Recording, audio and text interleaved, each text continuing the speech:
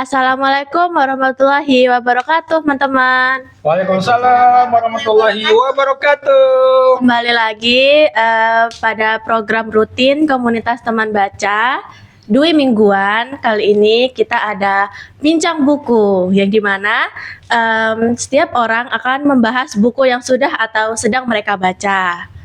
Oke, kayaknya tanpa perlu berlama-lama lagi, yuk siapa yang mau duluan? Tuh. Faye duluan, Faye. Kak Afgan, tuh Kak Afgan. Enggak, Aura aja. Oke, silahkan Kak Aura. Oke, terima kasih Alicia. Jadi buku yang sedang saya baca yaitu Kapitalisme Hijau, Fetisisasi Gaya Hidup Hijau yang dalam masyarakat neoliberal yang ditulis oleh Nurani Sitanggang. Sebenarnya saya belum baca tentang profilnya sih, tapi kalau dari buku itu Nurani Sitanggang tuh seorang penulis yang lahir di Kabanjahe, Sumatera Utara, lalu menempuh pendidikan sarjana teknik jurusan teknik kimia di Unsri dan pasca sarjana kajian budaya Universitas Sanata Dharma Yogyakarta. Dia bekerja di Yayasan Perkantas dan sekarang tinggal di Bengkulu. Jadi awal mula saya baca buku ini karena sarannya Bang Ded sih. Sebenarnya awalnya saya tidak yang pengen baca-baca gimana gitu. Cuma Bang Ded bilang kalau buku ini topiknya lumayan menarik, dan benar saja topik dalam buku ini tuh adalah dia mengangkat isu di mana gaya hidup hijau itu justru dimanfaatkan oleh sistem pasar kapitalisme gitu.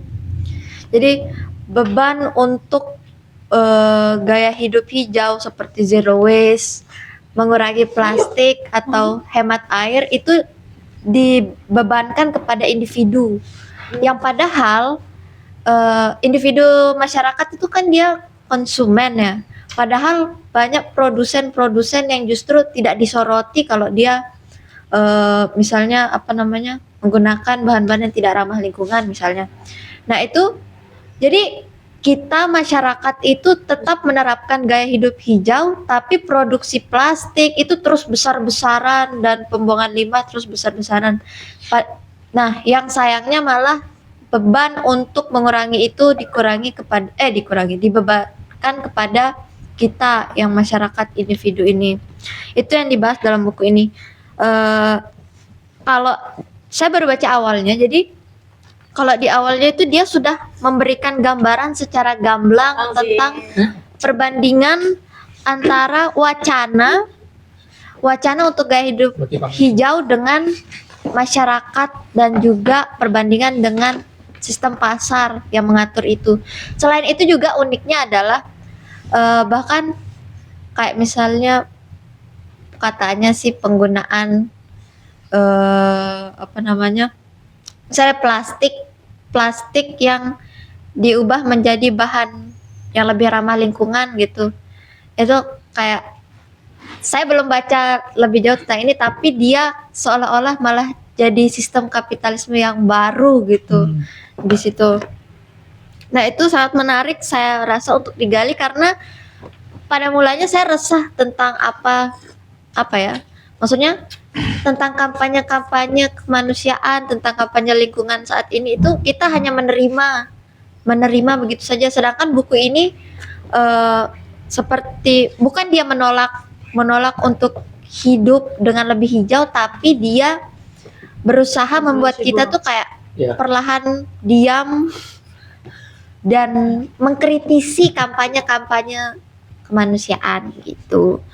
Jadi di awal sudah gamblang dia kalau memang dia menjelaskan keadaan saat ini, dan juga nanti tadi saya sempat intip halaman-halaman tengah-tengahnya, lalu ada beberapa teori juga yang terdapat di buku ini. Lalu di sini ada 4 bab. Yang pertama itu ketakutan, krisis, dan janji hijau. Di situ dia jelaskan tentang fenomena, tentang kampanye hijau, contoh-contohnya, dan juga perilaku masyarakat dan apa sih yang dibebankan ke masyarakat. Lalu di bab kedua ada antroposentrisme dalam wacana lingkungan hidup. Ketiga, etika di keranjang belanja dan kesalehan ekologis baru. Lalu keempat, fetishisasi gaya hidup hijau. Saya rasa buku ini sangat bagus ketika mengutarakan apa ya, untuk memperdalam atau mengkritisi suatu kampanye gitu. Tidak kita terima-terima saja. Oh, tidak kita terima-terima saja. Berarti tidak sepenuhnya dia tidak sepakat dengan. Ya, tidak sepenuhnya, tidak sepenuhnya. Dia itu cuma apa ya? Cuma ingin kita mempertanyakan atau menggali lebih jauh ketika ada kampanye lingkungan misalnya gitu. Artinya kritis dengan niat baik gitu ya. Iya, betul. Niat baik boleh, tapi Dikritisi gitu. Apakah sesuai? Lalu ada juga fakta yang saya temukan, katanya malah inovasi itu justru malah memperkuat sistem pasar atau kapitalisme gitu di sini. Sedangkan kan biasanya kampanye hijau tuh banyak inovasi ya kita temukan. Itu sepertinya perlu saya destruksi kreatif itu. betul, iya, destruktif kreatif. Halo. Ya. Iya mirip kan. Ya, itu aja sih dari saya. Sekian, terima kasih.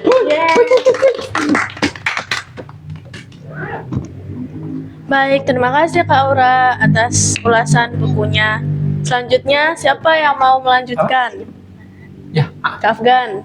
Menit? Lanjut. Boleh menit. Ya. Mana dulu? Oke, silakan Bang Dat. Oke, terima kasih banyak. Pertama, selamat datang buat dua teman yang nampaknya kayaknya baru ya. Selamat datang ya. Jadi kita santai aja nanti ngobrol. Nampaknya sudah bawa buku juga, nanti bisa berbagi. Tuh bukunya cakep banget tuh. Makanya saya langsung nyari bukunya.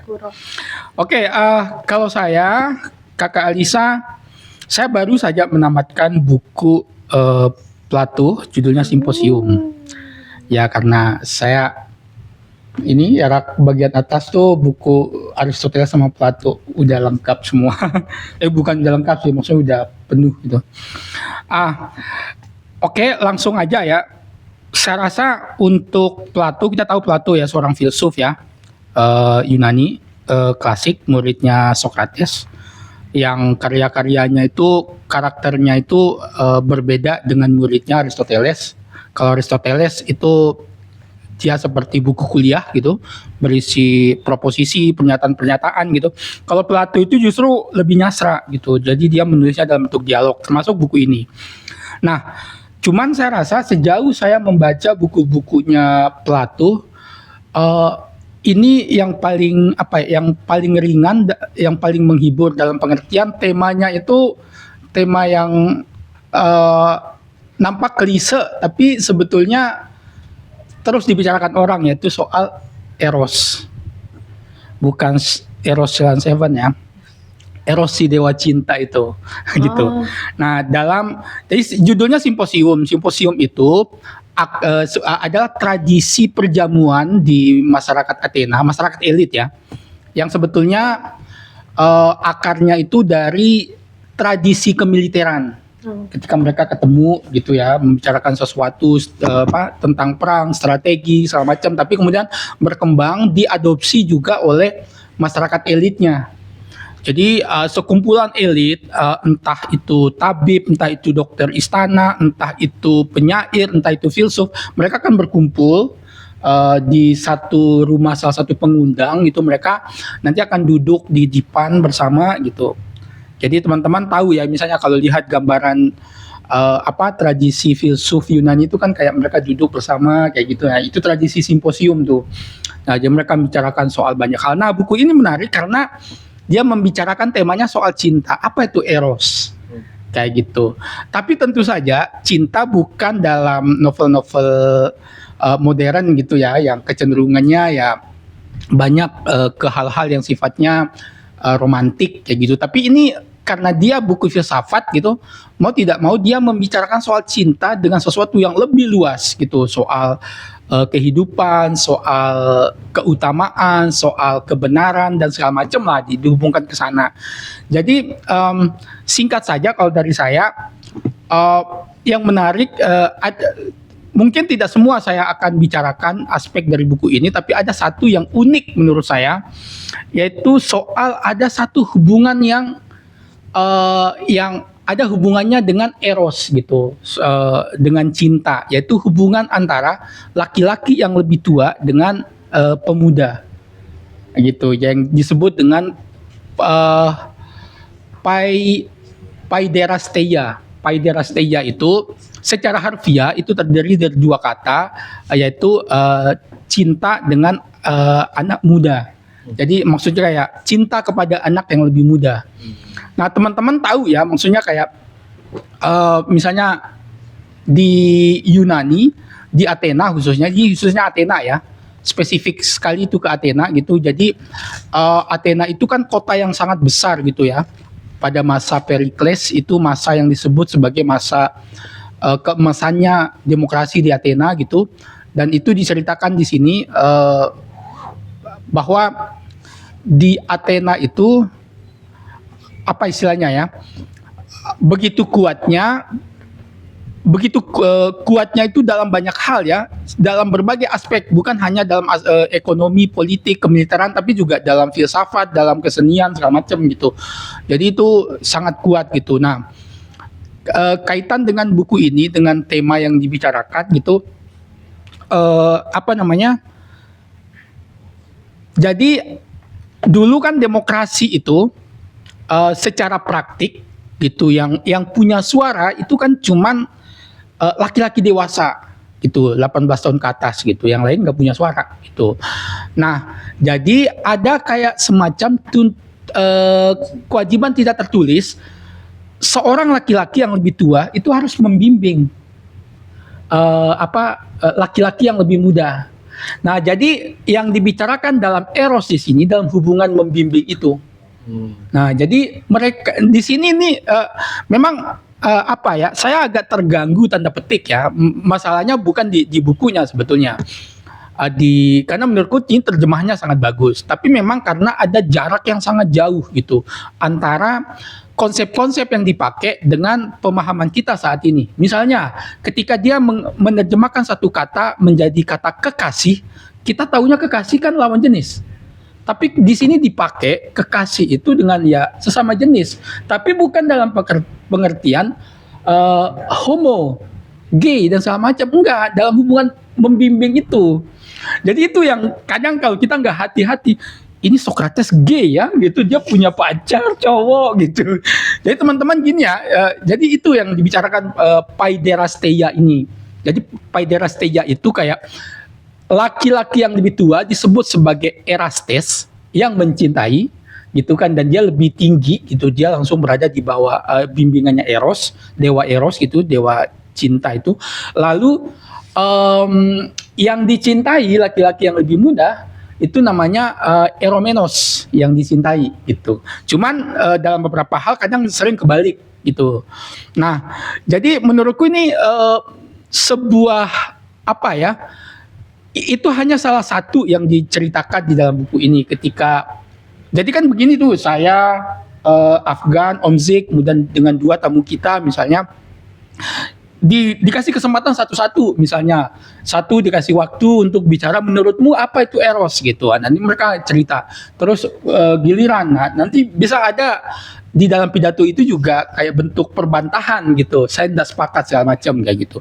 Nah, di bagian yang membahas soal paiderastia itu yang unik sekali gitu. Jadi kadang saya ini kalau orang yang nggak hati-hati bisa dibilang bahwa praktik homoseksual ini sudah ada sejak zaman Yunani, tapi kita nggak boleh membacanya seperti itu gitu. Karena dia dalam konteks kekasih antara laki-laki dengan laki-laki yang lebih muda, itu dalam konteks kekasih membimbing dia ke arah filsafat, membimbing dia untuk punya jiwa yang benar.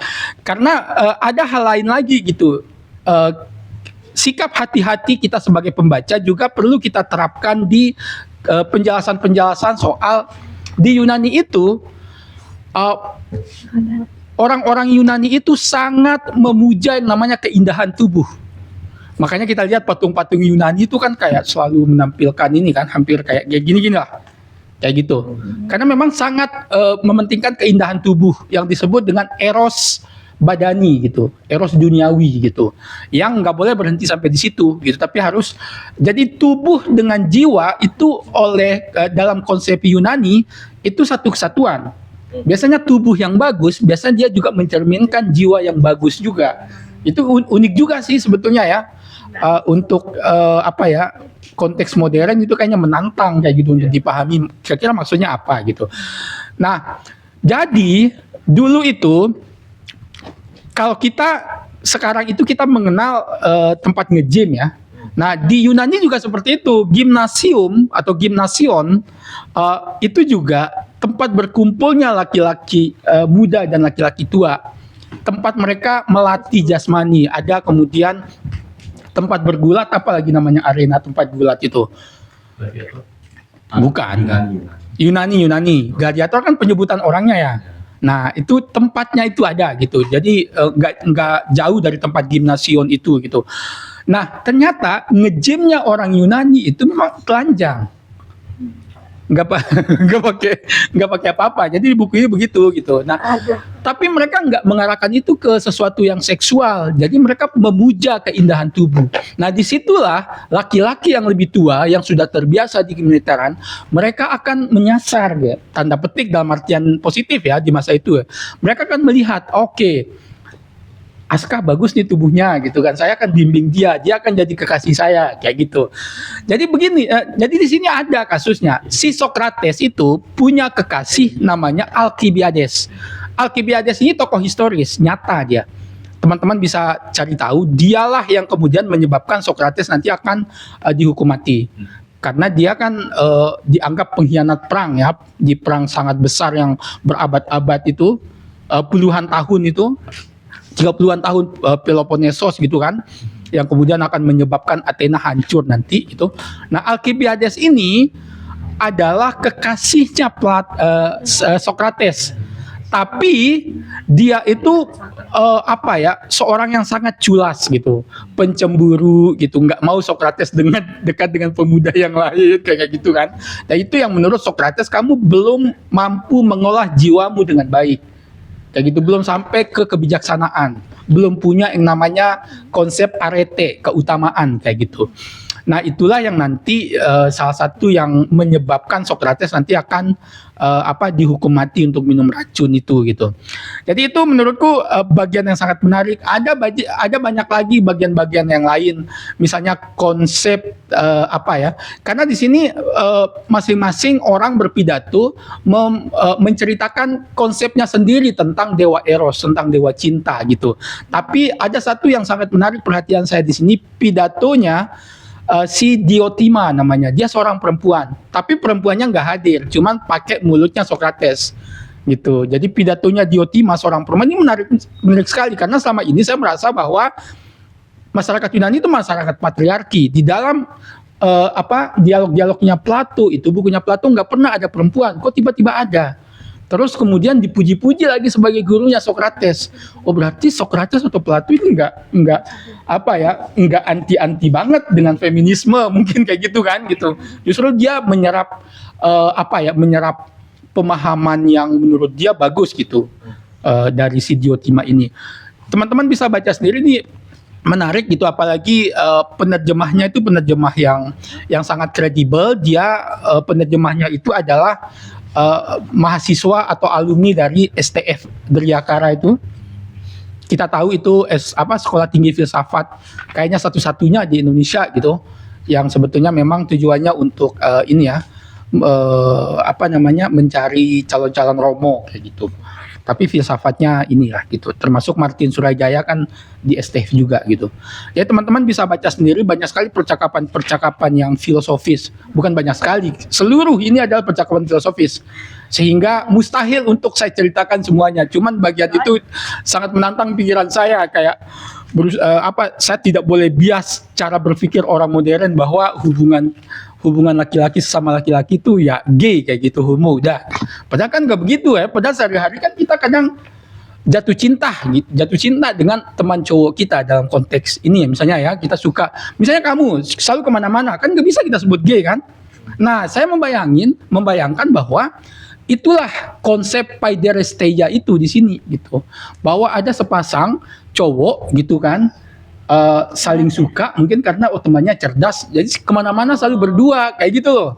Jadi saya membayangkan seperti itu untuk menghindari bias supaya saya tidak jatuh ke tafsiran yang salah bahwa ini praktik homoseksual, bahwa Socrates itu homo, nggak begitu kayak gitu. Terus yang terakhir itu filosofi untuk hidup yang layak ala Stoa. saya sebetulnya secara pribadi, secara subjektif itu nggak begitu setuju sama. Secara pribadi ya, saya bukan orang yang setuju dengan pemikiran stoik gitu, karena sampai sekarang saya masih merasa bahwa stoikisme itu adalah individualistik. Itu bisa didebati ya, karena menurut saya di tengah kondisi sekarang kita nggak cukup hanya hidup tenang, tapi harus mengorganisir diri karena sistem ini terlalu kuat kayak gitu. Nggak boleh hanya sekadar mau hidup tenang, tapi kita menghindari untuk bisa bersama-sama menciptakan kemungkinan untuk menghancurkan sistem kayak gitu. Itu sih sebetulnya, karena ini sudah terlalu panjang. Ini baru akan saya baca karena baru ini. Cuman cuman ini agak menarik karena agak sedikit menggoyahkan gitu cara pandang saya bahwa itu individualistik. Nyata enggak. Di sini ada konsep namanya katekonta. Katekonta itu ternyata juga ada semacam konsep di dalam stoik yang juga memikirkan hal-hal di luar kita. Nah itu menarik tuh. Jadi nampak seperti bertentangan.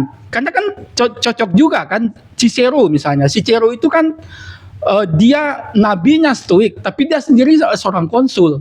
Lah kenapa dia jadi konsul? Dia mengurus sesuatu di luar dirinya. Nah jadi ini di sini akan dijelaskan. Itu sih dari saya, ini sepertinya akan menarik. Bahasanya juga mudah dipahami.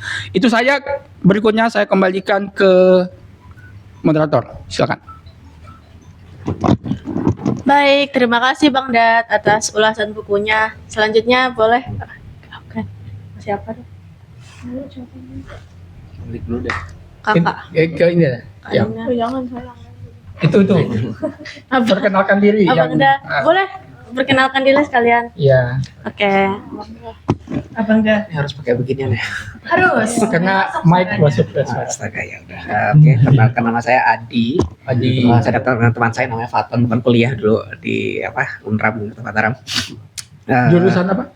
Informatika. Oh, wow. Terus langsung cerita tentang bukunya atau mau perkenalan aja? Bukunya dong. Oh, itu kayak oke. Jadi sekarang saya lagi baca Never Let Me Go. Sudah selesai membaca Never Let Me Go ya, karangan Kazuo Ishiguro. Mau nanya, di sini ada Remains of the Day nggak di sini? Ada juga. Oh, bagus. Ya, itu favoritnya dari Remains of the Day, bagus banget. Remains of the Day berarti tipis ya? Lebih bagus yang itu sih daripada yang ini sebetulnya kalau menurut saya sih. Jadi Never Let Me Go tadi baca juga sinopsis di belakangnya yang terjemahan Grapedia ini. Nah, di sini tuh agak tersentil gitu karena ada satu fakta spoiler gitu yang ditulis belak-belakan di bagian belakangnya ini, yang menurut saya spoiler sih. Jadi pas waktu baca ini spoiler itu kena gitu waktu baca ini, jadi agak merusak pengalaman membaca gitu. Jadi ketika membicarakan buku ini agak susah sih kalau tidak menceritakan spoilernya itu bagi yang sudah pernah baca bukunya gitu ya. Tapi bisa dikatakan novelnya menceritakan tokoh-tokoh yang bukan manusia biasa gitu kan. Jadi ada keistimewaan pada mereka. Nah itu sebetulnya spoiler gitu. Tapi entah kenapa kalau beberapa orang tuh menganggap itu bukan spoiler gitu ya. Seakan-akan tuh sudah bagian dari sinopsis cerita gitu. Padahal itu menurut saya sih spoiler gitu. Jadi si Ishiguro merancang bukunya sedemikian rupa sehingga fakta kalau mereka tuh fakta kalau mereka bukan manusia biasa itu perlahan terbongkar gitu kan. Sepanjang ceritanya bergulir gitu. Jadi nggak ada satu, bukan plot twist gitu sih, bukan semacam plot twist gitu, tapi fakta ini tuh tidak diceritakan secara gamblang di awal gitu, dari perlahan-lahan baru kita tahu gitu, seiring berjalannya cerita kayak gitu sih.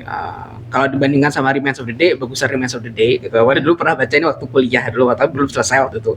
Terus baca ulang lagi gitu, akhirnya bisa sampai selesai. Bagus sih sebetulnya Never Let Me Go ini.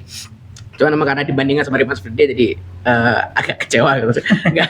Remains of the Day memang ngena banget kalau Remains of the Day kalau bagi saya ya gitu. Kalau Never Let Me Go sampai bagian akhir cerita dia mulai bagus. mungkin yang menarik di sini tuh apa ya, si Ishiguro tuh tidak mengarahkan ceritanya ke arah perlawanan atau pemberontakan gitu, tapi malah ke arah yang lebih apa ya, ke dalam gitu ya, jadi lebih reflektif gitu. Dan apa namanya, dulu sih pas waktu kuliah tuh sempat kecewa gitu, kenapa kok mereka tidak mengarah ke pemberontakan gitu namanya, tapi baru sekarang agak mengapresiasi gitu, kenapa kok diarahkannya ke sana bukan ke arah pemberontakan gitu, meskipun tokohnya juga mencoba untuk memberontak gitu, cuman memberontak tapi masih di dalam sistemnya gitu. Jadi mungkin itu salah satu kritikannya Ishiguro gitu ya, atau komentarinya dia soal manusia gitu, kayak kalau sudah berada dalam sistem itu jadi apa namanya, tidak bisa melihat lebih jauh daripada yang sudah dia ketahui gitu. Tokoh-tokohnya kayak terbelenggu gitu, meskipun mereka jelas-jelas disalahgunakan gitu. Saya udah disalahgunakan, maksudnya kayak dijahatin lagi sama masyarakat, di mana dunia ini, novel ini latar novel ini gitu sih. Terus saya mungkin itu aja gitu. Cuman yang dibagi Gramedia ini ada spoilernya gitu, tidak langsung di bagian apa belakangnya, tapi itulah apa namanya, dari saya mungkin itu aja karena Never Let Me Go. Ya mungkin lanjut ke Iya. Tapi boleh nanya nggak? kenapa. Ini kan si nama penulisnya kan Jepang gitu ya, Jepang ya. Itu ada latar Jepangnya nggak? Nggak ada Karena kalau di sini sih. nggak ada. Ya? Ini kan novel distopia menurutku ya. Betul. Iya. Asik sih. Nah apa namanya, makanya agak ada nama Jepangnya karena kan dia besar di Inggris kan. Inggris ya, Di baru-baru Inggris, terima penghargaan Nobel beberapa tahun lalu kan. Iya. Nggak Saya ada di Jepangnya. saya senang sih, jujur, Adi yang setahu saya pada akhirnya membaca Kazuo Ishiguro. Gitu, dari kuliah saya baca Kazuo, baru sekarang selama buku ini ada di sini ada yang membaca. Oh ada Kazuo. beberapa lagi ya koleksinya Kazuo Ishiguro. Ya ini juga. Woi, Rimansu. When We Were Orphan. Iya. Belum baca loh gitu. Ya.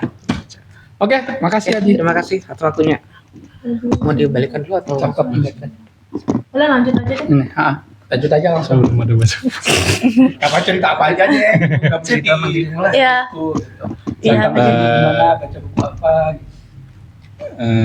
Kayak agak Apa ya? yang pernah dibaca atau yang lagi dibaca. Iya bang, silakan. Namanya siapa?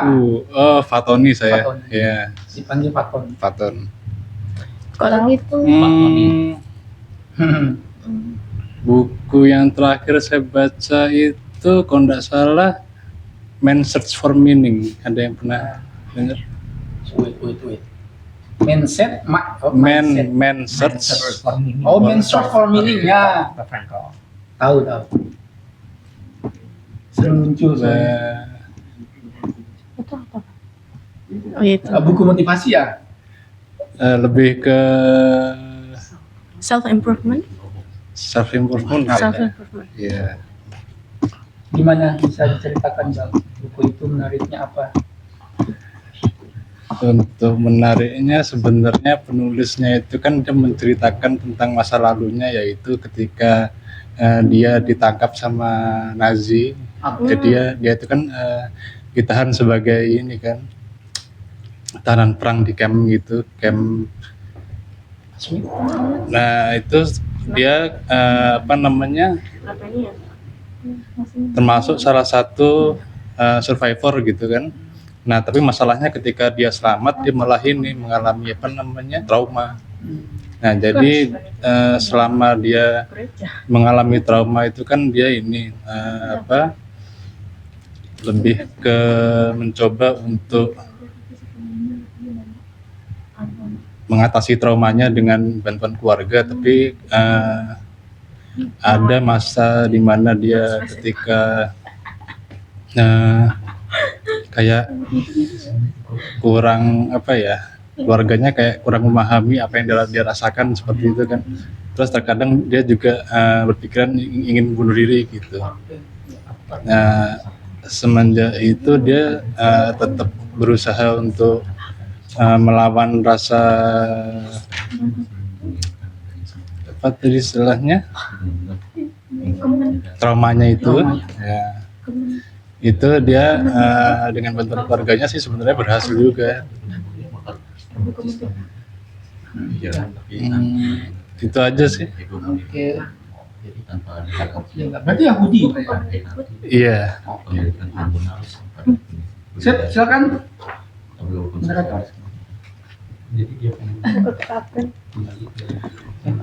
Oke, terima kasih abang-abang, salam kenal juga.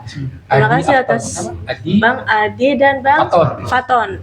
Salam kenal. Lanjut. Baik, terima kasih moderator sebelumnya. Jadi nggak usah lama-lama, saya mau nyeritain buku yang akhir-akhir ini baru selesai saya baca. Itu pertama ada, ini buku kuliah sih, itu buku materi ya. Tapi ya mungkin ada yang menarik gagasannya bisa saya share di sini. Jurnalistik dasar resep dari Dapur Tempo. Jadi saya baru ngeh juga ternyata setelah baca itu ya iya juga ya, media tuh ada karakternya masing-masing gitu, kayak Kompas itu ada, Tempo itu ada gitu. Pun ternyata setelah kan saya bawa buku ini nih, dinotis sama, kebetulan saya lagi main di tempat ngopi biasa tuh, dinotis sama salah satu bapak-bapak gitu. Bapak-bapaknya nyamperin kan, Sida ini apa belajar jurnalistik ngapain katanya gitu. Lah saya anak komunikasi Pak, saya bilang gitu. Oh iya, anak saya juga di situ katanya. Saya kebetulan jurnalis. Oh beliau tuh jurnalis ternyata. Ngobrol panjang lah di situ, ngobrol panjang. Ternyata setelah kan saya cenderung memuji-muji Tempo gitu kan. Apalagi habis baca bukunya mungkin. Dan juga saya pernah pelatihan, kebetulan pelatihan menulis feature di Tempo itu sama Koris Tajudinnya langsung, jurnalis perangnya ketika itu di Pasuruan ketika itu. Nah jadi pas ngobrol-ngobrol ternyata ada di situ isu juga yang dia bawa kalau kepentingan itu tidak mungkin lepas dari media, walaupun sekelas Tempo katanya gitu. Kita juga ngelihat pemegang sahamnya Tempo itu orang-orang luar, sehingga sangat kecil masuknya kepentingan dalam negeri dan segala macam. Jadi itu bisa lebih luas juga, ternyata jurnalis pun masih bisa kena dosa juga di situ. Itu sih yang saya sadarin dari buku ini juga. Kalau untuk gagasan yang menarik sih tentang feature. Jadi ntar nyambung sama ini deh. Feature itu kan penulisan berita dari angle subjeknya gitu. Jadi bukan dari point of view orang yang pengamat begitu. Kecelakaan terjadi di perempatan ini jam sekian, itu kan pengamat. Jadi kalau feature ini yang setangkap saya setidaknya itu dia kemas sebagai kalau menceritakan ibu-ibu yang berangkat ke pasar kemudian jatuh di perempatan itu karena ketabrak mobil.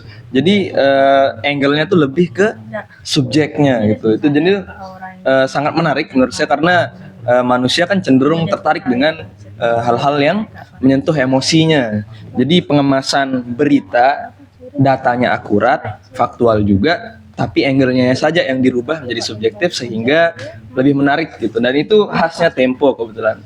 Makanya itu yang saya dapat, yang paling ngena lah, paling bermanfaat yang saya dapat dari bukunya Jurnalistik Dasar ini. Itu untuk buku pertama. Yang kedua ini baru kemarin ya.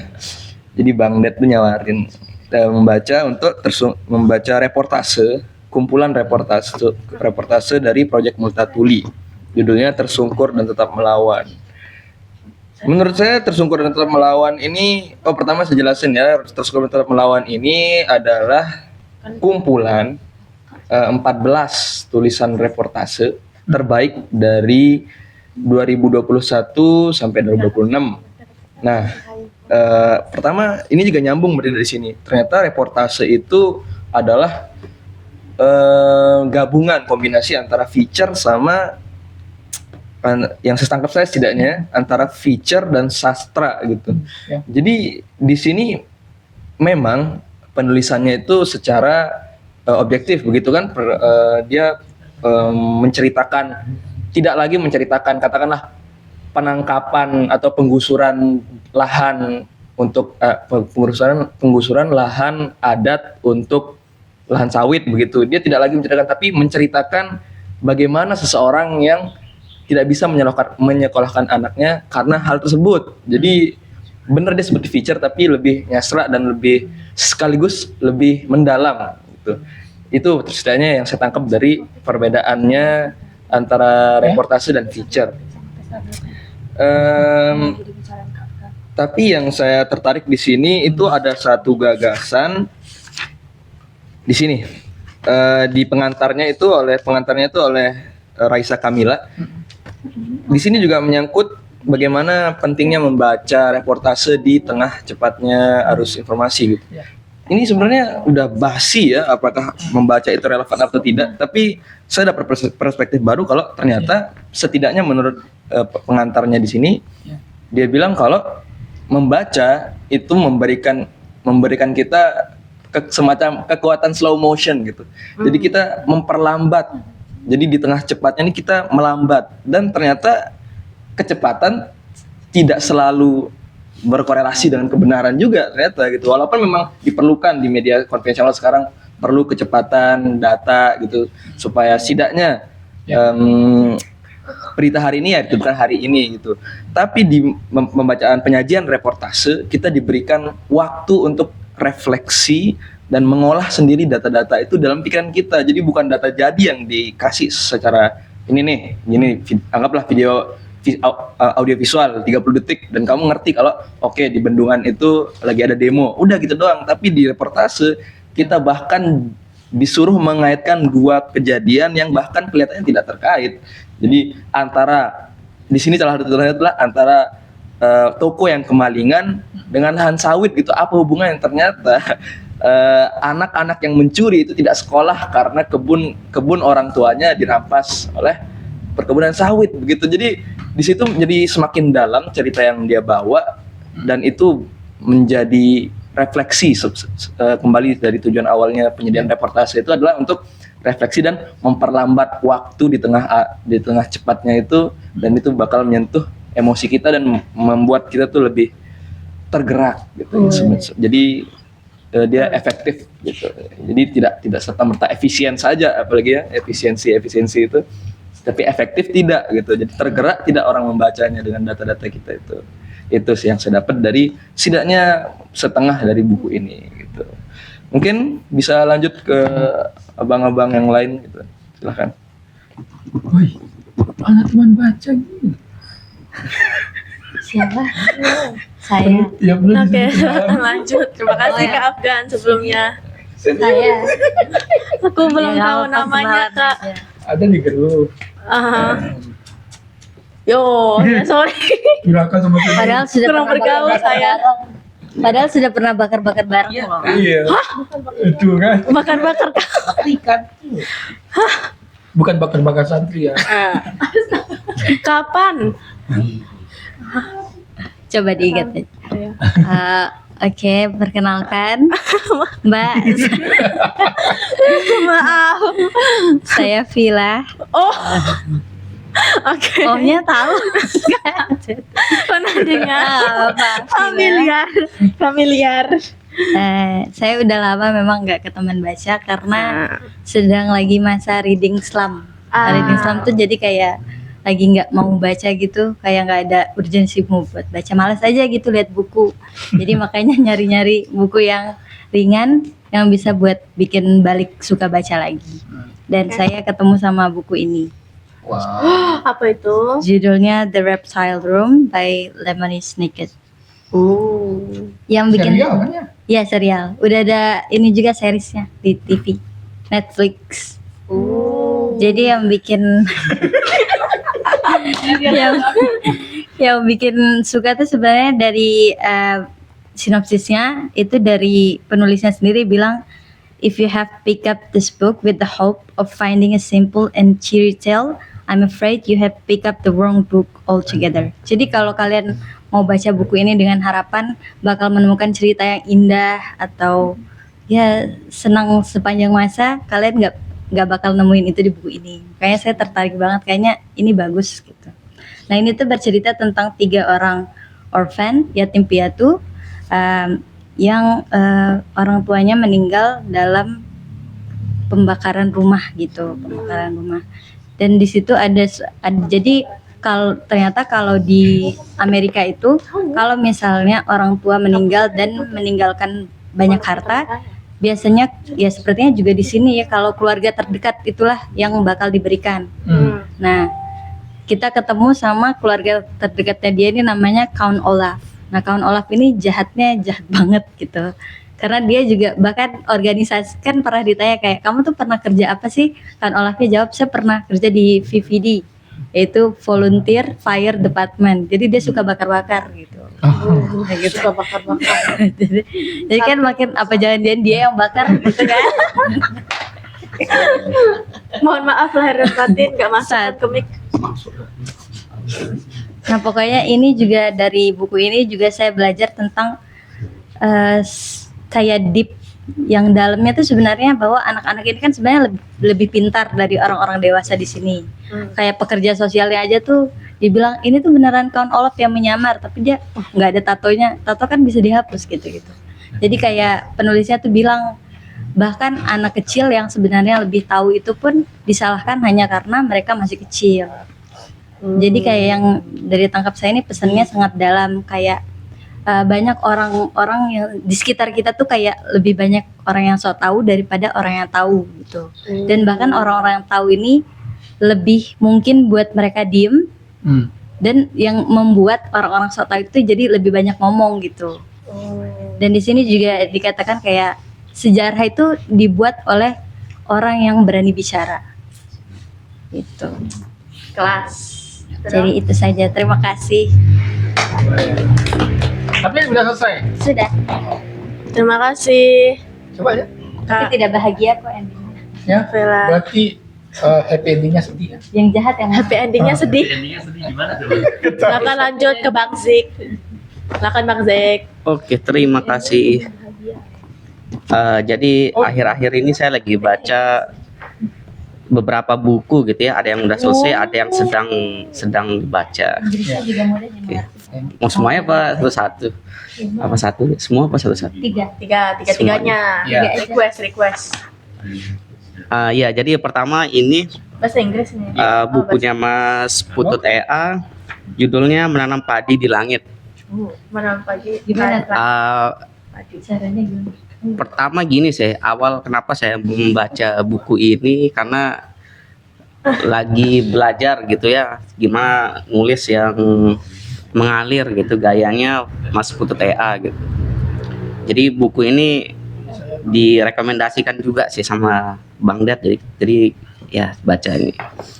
Jadi uniknya buku ini sebenarnya buku biografi.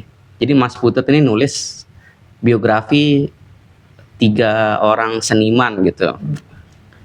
Nah, yang menariknya itu caranya Mas Putut ini membawakan biografi ini seperti kita baca novel. Asli seperti kita baca novel. Sama sekali kita enggak kepikiran ini sebenarnya biografi gitu. Gitu. Terus dia bercerita itu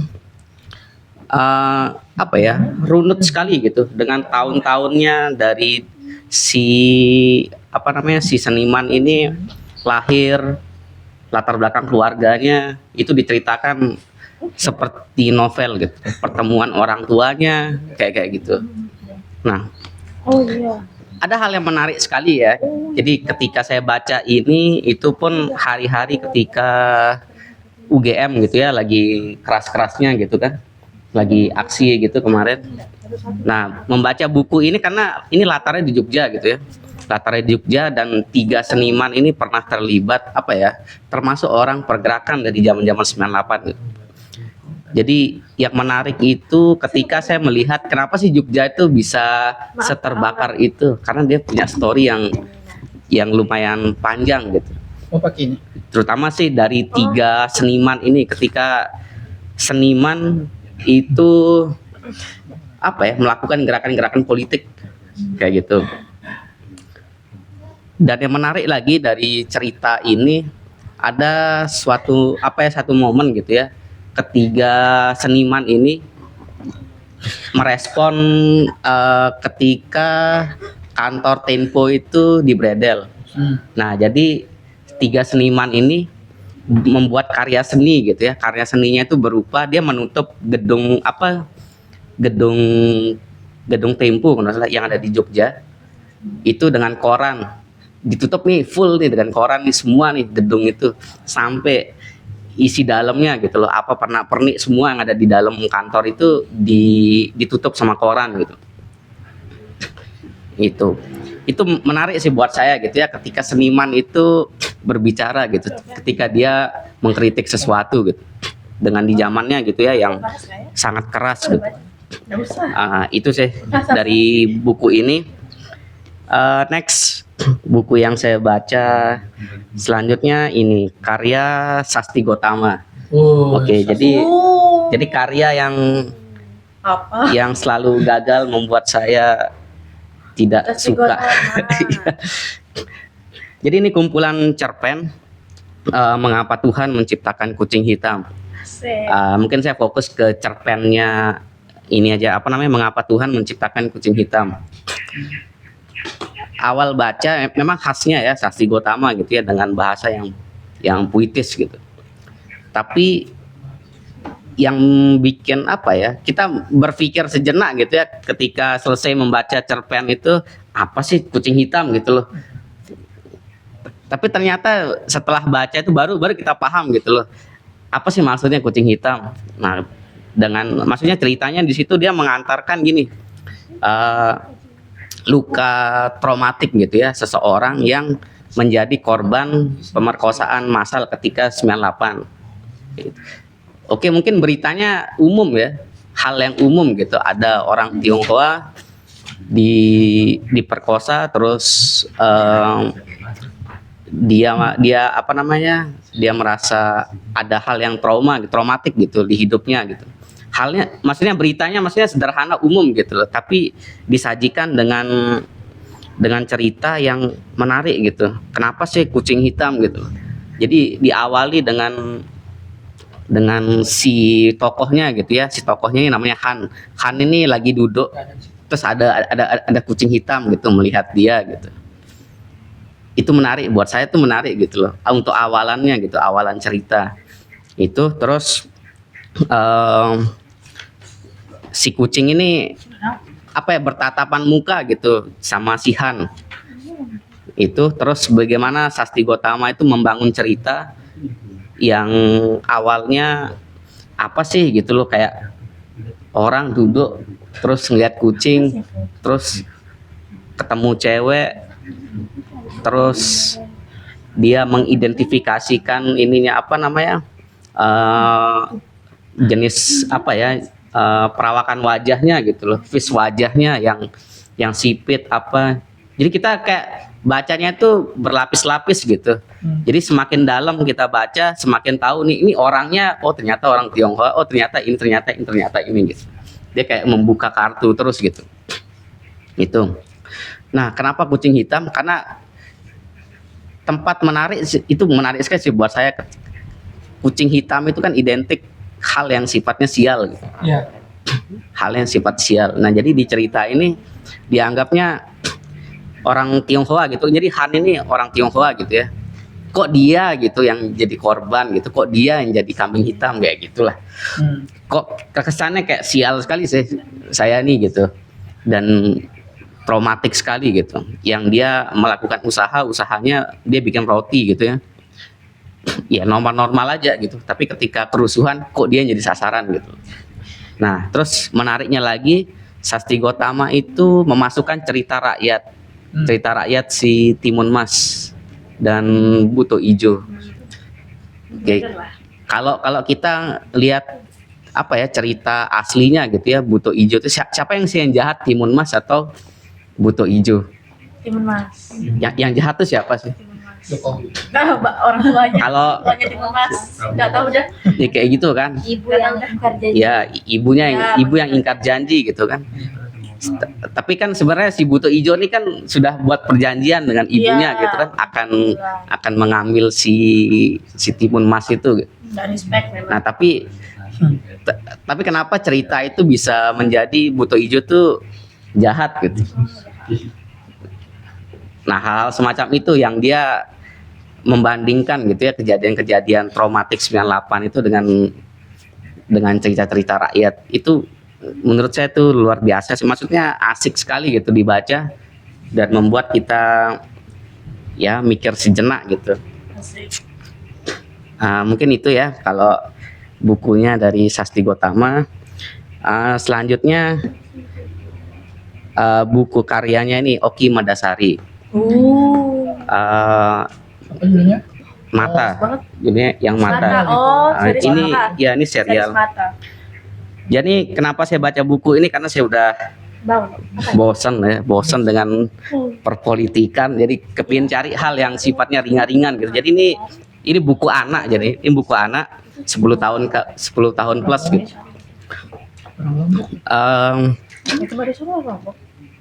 Saya membaca ini novel ya, dengan bahasanya sangat mudah sebenarnya, dengan sudut pandang anak kecil yang bercerita.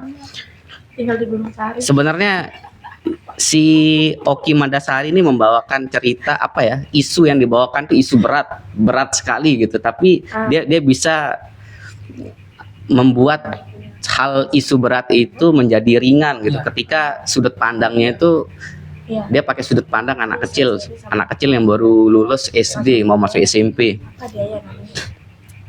Ini isunya berat sekali, isu pendidikan, terus ada isu tentang sosial budaya, terus tentang isu perampasan tanah gitu. Jadi ini ceritanya si Mata namanya nih, anak kecil ini orang Jakarta yang dia pintar gitu, di kelasnya dia tuh pintar sekali, dia ranking gitu, tapi ketika tes masuk SMP, dia mau masuk SMP favorit gitu, tapi dia tidak dapat dan dia merasa malu gitu. Nah itu kan maksudnya itu sederhana ya, kehidupan sehari-hari tapi sebenarnya kalau saya nangkapnya itu isu sosial gitu, isu sosial ketika pendidikan kita itu tidak baik-baik saja. Maksudnya kayak ada sekolah favorit ini kalau tidak masuk di sana berarti dia tidak pintar, ini hal yang sifatnya gengsi, ini macam lah kayak gitu ya. Orang sekolah kan seperti itu sekarang, nyari sekolah yang favorit, yang punya macam lah fasilitas ini semua. Nah tapi dia nih udah pintar tapi kok nggak bisa masuk gitu, nggak bisa masuk. Akhirnya si keluarganya dia nih pindah ke ke Ternate, ke Maluku. Nah di sanalah cerita itu bermula gitu, ketika dia diajar oleh ibunya. Jadi dia enggak sekolah nih, tapi dia diajarin sama ibunya di rumahnya gitu, dengan cara mengajar yang ketat sekali gitu. Dia harus belajar ini macam gitu. Suatu ketika dia bosan terus dia keluar ketemu kucingnya bisa ngomong gitu. Ketemu kucing, dan di situ kucing ini bercerita tentang sejarah kota yang dia tinggali gitu. Terus dia bercerita tentang Gunung Gamalama. Jadi di sini dia membawa isu maksudnya ada hal yang sifatnya cerita rakyat gitu, dibawa ke sini melalui si kucing yang sebenarnya dia nih hidup ratusan tahun yang lalu ketika zaman kesultanan gitu. Ada logika yang tidak masuk ketika kita baca sebenarnya. Kalau kita sebagai pembaca dewasa gitu membaca ini logikanya apa sih gitu loh, kok kucing nih terus tiba-tiba masuk ke dalam gua. Kayak logikanya fantasi kita agak terganggu gitu ketika dia masuk lagi ke realitas kayak gitu. Tapi mudah kita pahami, mudah gitu. Tapi kalau sudut anak-anak gitu ya membaca ini, saya merasa seru gitu. Dia akan seru gitu, dia kayak berpetualang gitu. Si Mata ini sedang berpetualang gitu, ketemu kucing ini bercerita tentang sejarah kotanya, tentang kapan sih Portugis itu masuk. Terus ada isu-isu ada pembantaian di situ, pernah ada pembantaian gitu loh, tapi dia menceritakan secara sudut pandang anak-anak gitu. Oke, jadi itu menarik sih untuk saya membaca buku ini. Mungkin itu aja sih. Sekian, terima kasih.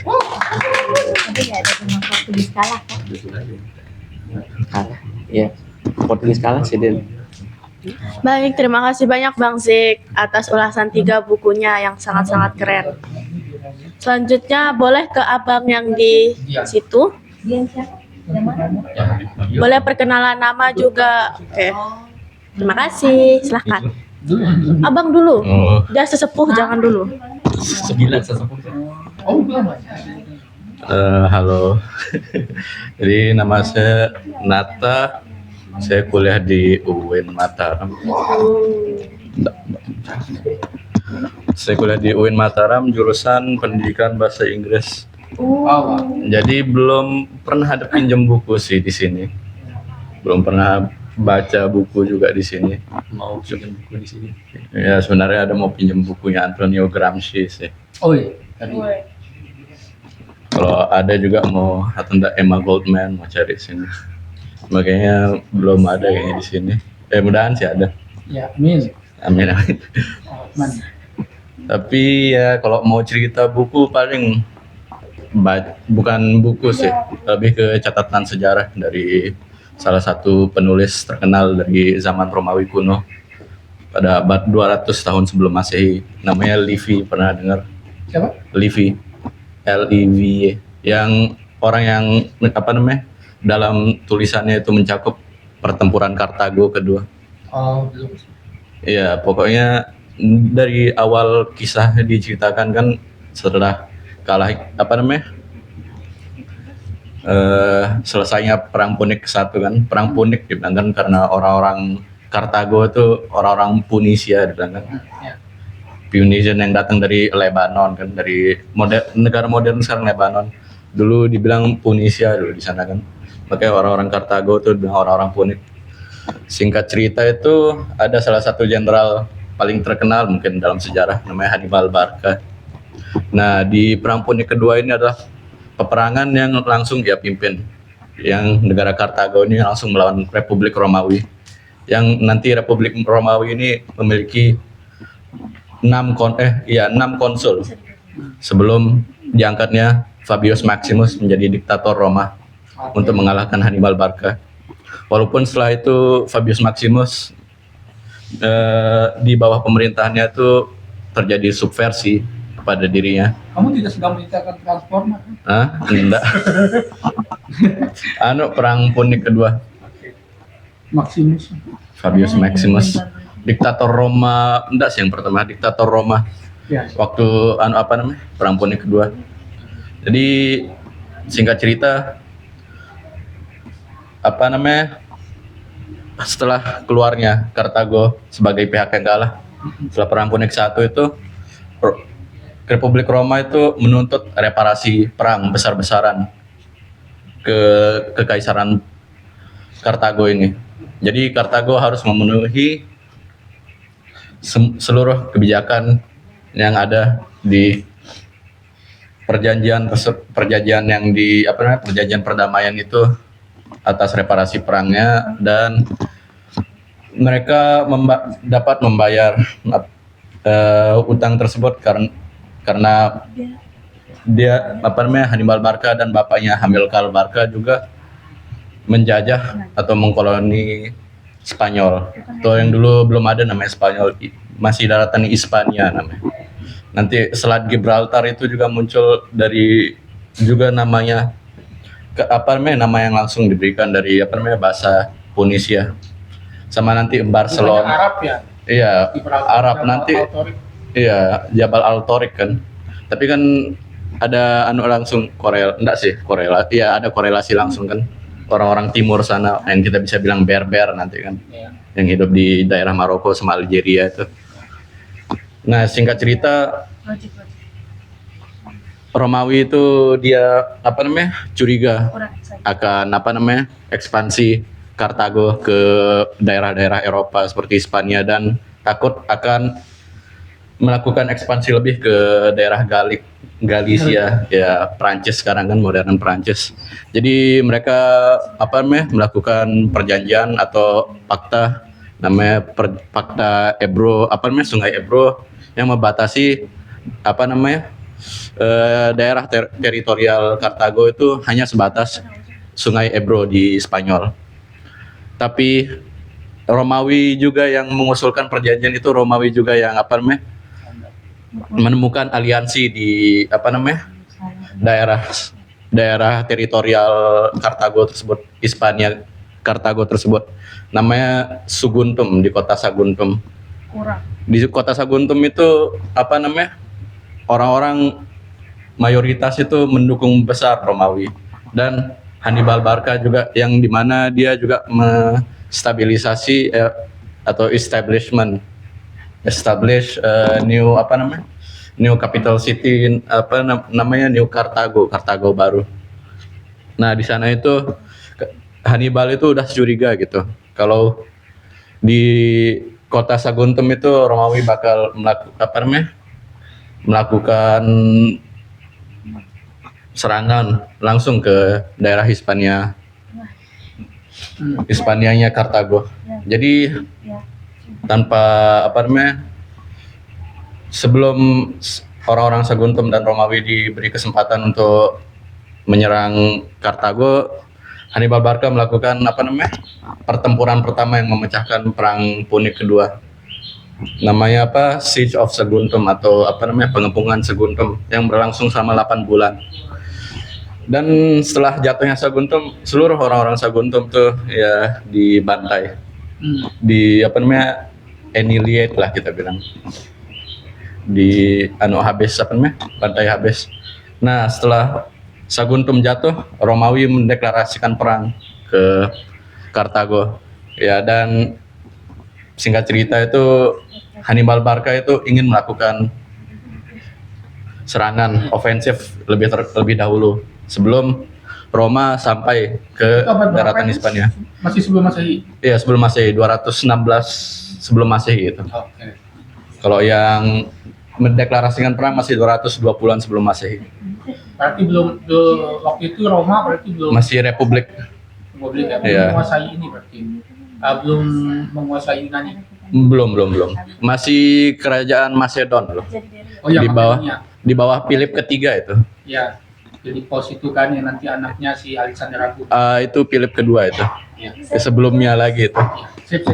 Kan ya kan kayak yang kan Bang Dedi bilang tadi kan. Sebenarnya Romawi udah nyoba buat menaklukkan Yunani, tapi mereka gagal itu di provinsi yang namanya Epirus kan. Ada namanya itu Cyrus dari Epirus. Itu orang yang ngalahin Romawi dulu dari Yunani itu, daratan Yunani. Jadi ya itu yang menggagalkan invasi pertama mereka. Jadi ya mungkin itu aja dulu yang Pengetahuan sejarahnya.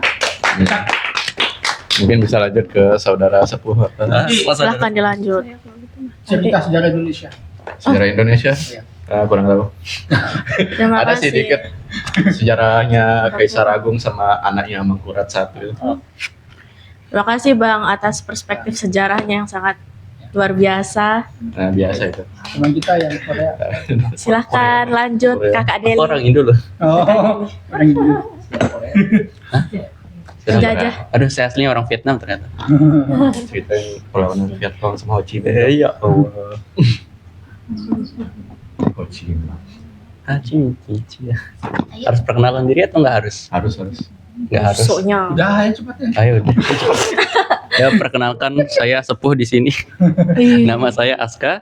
Jadi saya akan menceritakan satu buku yang terakhir saya baca, Fahrenheit 451, karya Brian Redbury atau Redbury Brian? Cadbury. Jadi buku ini menceritakan Guy Montag di dunia yang distopia, di mana orang-orang dilarang membaca buku dan buku-buku juga dimusnahkan. Nah, Guy Montag ini adalah pembakar buku yang sudah mulai ragu dengan pekerjaannya. Dia kerja sendiri atau Bareng-bareng dong bang. di apa? Dinas apa? Dinas apa? Iya betul. Udah tahu bang, dinas pembakaran kayak namanya. Bukan. Itu apa namanya? Yang pemadam kan? Iya, Iya. tapi nggak ada namanya pemadam sekarang bang. Kalau di buku ini namanya pembakar. Iya. Karena di dunia itu rumah-rumah sudah tahan api katanya. Nah, saya nggak ngerti maksudnya tahan api itu kayak gimana. Apakah rumahnya terbuat dari besi, Yang terbuat penting dari dia kerja di sebuah institusi negara gitu ya, Iya. ditugaskan untuk bakar buku gitu ya. Ya, oke. Betul. Kita dapat. Nobar. Iya. Kami nonton filmnya. Ada filmnya. Ada 2 nggak? Oh. Ada 2. Mohon bagi link bajakan. Kita semua benar nggak ceritanya? Kita tes semua bener nggak? Ya Allah. Terus Saya aja masih bingung loh baca bukunya. Penulisan buku ini lumayan bikin saya bingung karena banyak kata-kata kiasan di sini. Kayak truk dibilang salamander, selang dibilang naga apa? Nagasaki. Bukan Nagasaki. Naga kuning. Terus mobil dibilang Selang pemadam. seorang pemadam nggak disebutnya sih, dia cuma bilang kedua. Oh, enggak selang pemadam. Iya, selang pemadam itu disebutnya naga kuning. Terus mobil disebutnya kumbang kuning. Nah, banyak apa namanya deskripsi yang membuat saya lumayan bingung, terutama yang paling saya ingat itu waktu Guy Montag punya istri. Istrinya itu terlalu banyak minum pil, entah pil apa saya nggak tahu, tapi pil itu dikeluarkan dengan cara menyambungkan mesin Ya. yang mempunyai ular berwarna hijau yang masuk lewat tenggorokannya lalu menyedot cairan-cairan hijau. Itu saya bingung, ini maksudnya kayak gimana? Dan walaupun saya bingung baca berkali-kali di bagian itu makanya lama tamat, saya tetap lanjut baca. Dan menurut saya buku ini benar-benar relevan untuk kita sekarang karena kata-katanya siapa itu? Saya lupa temannya Guy Montag namanya siapa. Pokoknya kata orang tua ini dia bilang kamu sebenarnya nggak butuh buku. Yang kamu perlukan itu informasi yang berkualitas. Nah, menurut saya zaman sekarang ini kita tidak punya informasi yang bukan nggak punya sih, kita kurang punya informasi yang berkualitas karena kebanyakan orang doom scrolling, terus dengar sedikit orang ngomong apa setuju tanpa berpikir kritis sedikit pun. Gue. Dan sepertinya gue, aduh, Anda ya Apa? tidak Gue. Terus tarik. setelah saya baca bukunya sampai tamat, endingnya lumayan menggantung menurut saya karena Guy Montag pergi dari kota setelah dia diburu. Habis itu dia bersembunyi di hutan dan bakal kembali ke kota. Udah, endingnya begitu aja. Tapi menurut saya ini buku yang benar-benar relevan untuk kita semua baca karena zaman sekarang ini benar-benar seperti yang diceritakan di buku ini gitu. Dan kalau kalian mungkin suka karyanya George Orwell 1984, kalian bakal suka sama buku ini. Berarti distopia juga. Iya. Oke, Ada mungkin scene yang menurutmu kayak mengganggu pikiran. mengganggu dalam artian kayak kok bagus nih berarti. Kok bagus masnya gimana tuh Magnet? Saya malah Misalnya bertanya. bakar bukunya Nietzsche. Oh, aduh. Kayaknya bakar buku menarik banget. Saya pengen lihat buku-buku kayak digambarkan terbang seperti kumbang-kumbang gitu berwarna hitam. Saya pengen lihat. Kenapa judulnya Fahrenheit 9 berapa? Fahrenheit 451. Enggak. Karena itu nama squadnya dia. Katanya itu suhu paling maksimal Ya, mis- buku itu tidak akan pernah bisa ini lagi, huruf-huruf bisa dibaca lagi. Wah, saya belum cek nih. Ya udah, ayo cek Google. Oke, Google. Ya, tapi menarik sekali cara pembacaanmu ya, maksudnya kayak kamu nggak paham tapi nggak mau kalah gitu. Nggak mau kan? Beda cara ini. Ya maksudnya kamu taklukkan teks itu menarik. Masa Anak muda Maksud seusiamu kamu kan nggak tahu jawabannya, tapi kamu hebat bisa membuat jawaban baru. enggak, maksudku ceritamu yang tadi kan maksudku menaklukkan teks itu kan enggak apa namanya susah kita dapatkan di anak muda seperti kamu. ya masa kalah sama bukunya diem loh Bang Dev. Oh, keren. Ya udah, terima kasih. Sekian saja dari saya. Kasih banyak Kak. Terima kasih banyak Kak Aska dengan bukunya Fahrenheit berapa? Oke, dua lagi. Silakan. Lanjut ke Kak Nina. Tebe. Nah, ini Oke. kita didongengkan nih. Read aloud. Mana bantal. Oke, teman-teman, selamat sore. Sore. Ya, jadi pekan lalu kan ini ya operasi teks Ya, yang ini kan ya. diambil dari sini esainya. Jadi saya baca yang ini tertarik, cuman belum selesai. Ya udah nggak mau aku bahas, aku mau bahas yang belum selesai. Oh, oke. Jadi aku mau bahas ini Oh, wow. buku anak. Nah, Eh, iya buku anak. Hmm. Untuk anak-anak maksudnya. Ini ada tulisan level 3, level 4. Sekitar usia 8 tahun sampai 10 tahun, kelas 3 sampai kelas 5. Nah, ini saya keinget sahabat sih bilang coba kita nih yang udah dewasa, udah besar nih, coba baca buku anak, tapi dari sudut pandang orang dewasa gitu. Pasti sangat sedih gitu kan. Ya. Nah, tapi untuk kali ini saya nggak mau bincang tentang buku anak yang non fiksi, yang fiksi. Tapi saya membawakan yang non fiksi. Tadi kan pada banyak sejarah nih. Kebetulan banget saya bawa buku anak yang tentang sejarah di Bangladesh. Nah, ini kan ada 2 kan. Yang pertama itu ada sang wasit Zaya Chakma. Ini menceritakan bahwa seorang atlet dari asal Bangladesh, atlet sepak bola perempuan, itu kan dari kecil itu sudah sangat berlatih gitu kan, latihan gitu. Tanpa ditahu orang tuanya, tiba-tiba di koran itu terpampang mukanya. Dari sana orang tuanya itu percaya dan mendukung si Zaya ini. Ini ya gambarnya. Nah, terus ternyata si Zaya ini cedera gitu. Zaya ini nggak bisa lagi untuk menjadi atlet, tapi dia nggak putus asa, jadi dia tetap berusaha dan sebagai enggak jadi atlet lagi, tapi tetap berkecimpung di olahraga gitu, yaitu sebagai wasit. Nah, jadinya kan ini buku saya yang nggak suka sepak bola ya, jadi cukup tertarik untuk mencari tahu gitu tentang wasit dan sebagainya. Nah, sebelum itu kan di sejarahnya itu nggak ada, sebelum aja wasit itu jadi pemain sepak bola itu menentukan wasitnya itu dengan cara melihat siapa yang paling gentle gitu di antara mereka. Nah, makanya karena dilihat kalau udah kompetitif, mereka misalnya mainnya kompetitif nih, main sepak bolanya, barulah muncul sejarah dikeluarkannya wasit itu. Nah, itu kan wasit laki-laki kan, dilihat dari yang gentle gitu awalnya.